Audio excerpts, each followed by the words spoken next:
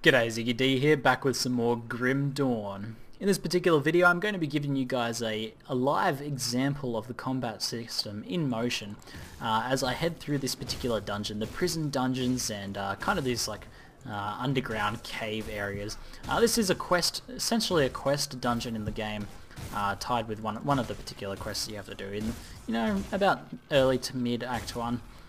Which I've already done once, but the enemies seem to level scale as you progress, so that's pretty good because it means you can farm these dungeons over and over. So now, before I went through them, they were somewhere around level 10, and they're around level 12 and 13 now, which keeps it relevant over time, which is pretty good too, because this dungeon is quite fun. It allows me to make this video for you guys. So I'll just be talking about the combat system in general, how everything works, my skills and my class, and just some of the enemies and the boss mechanics and things like that, because there will be a little bit of a boss fight at the end of this particular dungeon, which is pretty good fun actually. They're pretty good. So the class I'm playing is the Soldier. Now there are 3 classes or masteries in the game. The Soldier, the Occultist, and the Demolitionist, and that's currently all that's in the alpha. There will be more in the future. However, you don't just pick one of those. You have the option of multi-classing between 2 of the different classes. So I can pick like a Soldier Demolitionist, a Soldier Occultist, Occultist Demolitionist, or I can just stick with the Soldier, which is actually what I've done in this particular instance here. I'm just focusing on the Soldier so I can make a tanky melee fighter that does lots of bleeds and stuns and just survives pretty well most of the time. Some of these things, like these spiders, can do quite a bit of damage sometimes. So the first thing I'll talk about is not dying. So I'm gonna drop back and pop my potion to heal fully out there, and we'll take out these spiders with some standard attacks here. So my left click attack that I'm using isn't actually just a standard attack. It isn't just a basic attack. It's actually called Cadence, which is a Soldier ability. It's sort of like a main attack for the Soldier. It replaces your default attack. And every third hit is basically an extra powered attack. So the first 2 hits you build up a charge, which you'll see actually appear on my character there as the charge sort of starts swirling around them. And then the third attack will be a Cadence Strike, which deals extra damage and does other status effects as you progress as well. Like as you put more points into the synergistic passives with that particular skill, you can apply bleeds and other status effects to the enemies that you hit with the actual cadence.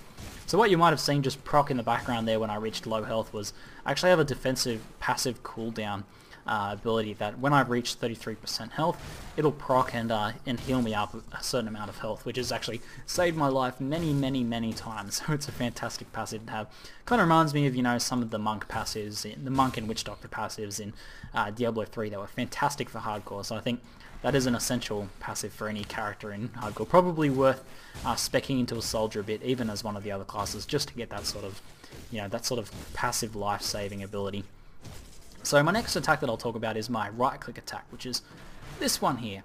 It's basically a shield charge. I believe it's called Dashing Strike or something to that effect. I'll just double check for you guys. Blitz. It's called Blitz. Yeah, I don't know what I'm talking about. Don't listen to me. But essentially it charges in. It can knock enemies down and deals pretty good AoE damage. So it's a fantastic skill all around, and it's pretty fun to use, pretty fast as well. Now left click and then right click attacks in this game, whatever you have bound to them will be single click sort of ability. So I just click on the spider and it'll charge to it. However, if I were to bind Blitz to one of the keyboard numbers, I'll instead select it and then left click to target and activate the ability. So that's kind of a different system. I am going to die here. Okay, I'm going to have to use all of my abilities here to try and survive this and try and see if I can get out. Okay, because my defensive cooldown had procced and it wasn't going to keep me alive anymore. So that was a close call there with those spiders, getting distracted by talking about my skills. Yeah, so skills on the actual passive on the bar, the 1 through 0, you essentially, what you do is you activate them and then you click where you want to cast it. So that brings me to my number 1 ability that I have linked there, which is Force Wave? Force Wave, yes, I got it right for once. Essentially you activate it and cast it in whatever direction you want. It does a small sort of piercing AoE style damage just in front of you, and actually stuns all enemies caught in that. Has a 100% chance to stun, and just managed to get a potion off there. These spiders are nasty. But yeah, it has a guaranteed short duration stun, which you can actually increase by sinking passives into it. And it also has another passive skill that synergizes with that particular ability, which breaks the enemy's armor when you do it. So obviously that's excellent if you really want to maximize your damage output. You can use your force wave and then another ability. I'm getting out of here. Wait for my regen to kick in. So these spiders are obviously particularly nasty. So that's a great one, it would be excellent for bosses to break down bosses' armor so you can deal additional damage to them and things like that. I don't quite have that passive yet, but it's been one I've been looking at. So I'll use my AoE here to just clear out these guys, and I'll use my cadence to deal damage to the big ones whenever I can. Whenever they're stunned is a pretty good thing to do. So my number 2 ability that you can see there, it looks like a face behind a shield, is pretty much exactly that. It's a defensive cooldown. It has a long cooldown, about a minute, which you can reduce by putting extra points into it. And it increases your block chance and how often you can block per second, because your blocking effects are limited to how many blocks per second, depending on type of shield and things like that. And just overall defensive buff. So it's a really strong one when you're surrounded, when you need to save, or if you're going up against a boss and you want a bit of extra survivability. So I'll pop my defensive cooldown here. I'll use my force wave to stun all these guys. Then I'll use my my blitz AoE to try and take those out. And I'll cadence the big guys to try and take those guys out. However, I might actually die here. As you saw, my defensive proc went again, and I'm going to try and get out of here. So you really don't want to get surrounded by spiders. So that probably brings me to a good point. The combat is actually fairly challenging in this game. As I said, I've already been through this zone a number of times, and yet I'm still finding the combat to be fairly challenging. That's obviously due in part to the level scaling, but also the mechanics of the enemies are pretty challenging, especially in melee. It's a little bit easier when I switch to my ranged weapon. For example, I have a rifle equipped in my offhand slot, which means I can kite enemies, and it obviously has its certain advantages. One particular advantage of ranged combat with like a rifle and that sort of thing is you can actually shoot down enemy projectiles, which I think is a pretty neat mechanic. I don't know if it'll work with those spiders, but some of them like lob little balls of lightning and things like that at you, and you can shoot down those projectiles before they get to you, dissipating them, and the bullet can even continue through to the enemy, killing them. So anyway, continuing on, I had to pause briefly there because one of my dogs yanked my headphones off my head, which is always good. So I might be able to show you guys shooting those projectiles down here. Yeah, as you can see, I actually shot that one down just before it got to me, and I can... Bang! How good is that? That's such a cool mechanic. You can pierce through them, and you can break all of the spells, and even hit the enemy. Ranged, gunplay is pretty OP against casters like that, so that's a pretty sick mechanic, and it makes having a rifle, useful even just as a soldier who's not planning on doing any ranged combat, so pretty good stuff there. Now, I want to talk about my number 3 skill, which I'm not actually going to use in this particular instance because it wouldn't be appropriate. But it is a skill that's actually given to me by my gear. It's not a skill that I've gotten through my build at all. So it seems like there's certain skill pieces of gear. So this is a helmet that has Berserk on it. And that Berserk skill trades some of your defensive stats, hence the reason I'm not using it here, in exchange for extra damage. So pretty interesting itemization system just in that fact that you can get not only buffs to the skills you can normally get, but even additional skills to supplement your build. So I could see people creating builds based around certain pieces of gear that give them a certain skill that really works really well in their build. So pretty awesome stuff. Now you're probably noticing that a lot of the different enemies have different actual mechanics and things like that. He was trapped on the edge there. Just knock him off. Like you've seen spitting spiders. You've seen just melee enemies that surround you. You've seen basic, slithering creatures like this, and you've also seen the caster variants of those, which lob both projectiles at you, and some which also shoot these like force waves at you, which are pretty dangerous. So there's quite a good range of enemy mechanics to deal with, and then that adds extra layers of depth to the combat, and it's been pretty interesting and exciting so far, especially the boss fight at the end of this dungeon, which you guys will see fairly soon. I'm almost there. So we'll just continue cadencing down these guys. I'm noticing that I think with this new mallet I've got, I seem to be able to do small AoE when mobs are really close to each other, which is pretty good, because if I can AoE with my cadence strike, that's pretty good stuff there. So I'll use my force wave there to stun a heap of the guys.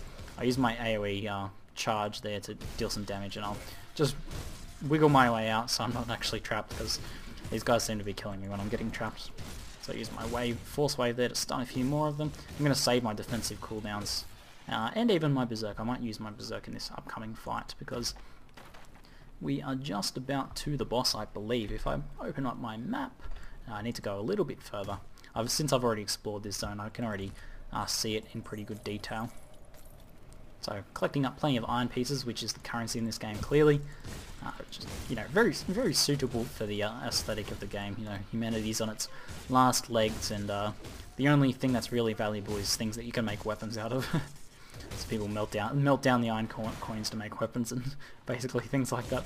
It's a pretty cool game thematically. I'm really enjoying the overall aesthetic, and the audio tracks and things like that are also pretty fantastic.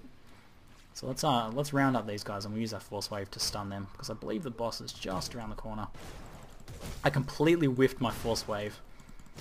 I had a brief moment of stuttering and absolutely missed it. Alright, so we've got the enemy boss here, is that big purple one.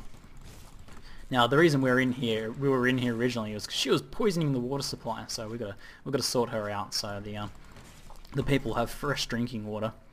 So we'll pick off her ads with our rifle, and then I'll just explain her attacks. So as you see, she has this one big hex sort of AoE ability, which seems to do a pretty significant amount of damage, and also puts some debilitating effects on her. She seems to have an on-hit effect with any of her abilities that poisons you and slows you down, which is quite nasty for trying to get away from her other ability, which is this big wave there, this big wave of water, which really wipes your health out. And her final attack there is those projectile poison damage attack there, which, you know, that one's not too hard to avoid, but if you're standing right on top of it, you will most definitely get hit by one of those. As you can see with the rifle, I can shoot those down, so I can avoid that one attack pretty well. So we'll just avoid her attacks. We'll finish picking off her ads, and then I'll close in for some melee combat, and we'll try and see how fast we can take her down. Alright, so here we go. I'm gonna pop my defensive cooldown. I'm gonna run up to her and try and use my cadence to deal some good damage. Now I don't believe I can stun her with Wave of Force, but we can try and see if it works. Now my health's getting quite low, but my defensive cooldown will proc, so that'll buy me some extra time to try and finish her off. I'm actually going to pop Berserk, and we nailed her with a final big cadence there. So after enemies die, they drop this orb of loot, which you can then whack, and all of their loot pops out. I got some amulets in there, so that's pretty good. Let's go ahead and check out this particular amulet. I actually found a really good amulet on my previous run, so yeah, it seems to be much better. We've got a resistance one and a cunning one, which cunning's for your chance to hit and crit and things like that, which I actually have one to spend, so I'm going to sink one into physique, so we have a bit of extra survivability and all that jazz there. Pretty satisfying stuff overall. I'm very impressed with the combat system in general, and the boss fights in particular have been really fun so far. I've only fought two minor bosses, and both have been very impressive, especially this one here. She was very hard the first time I fought her. This time was actually much easier, and I think that's just because my skills are really starting to come together. But the combat overall was very challenging and satisfying, so yeah, I'm pretty impressed with what Crate has come up with this game, the six-man indie development team. Anyway, that's it for now. I'm ZiggyD, and thanks for watching.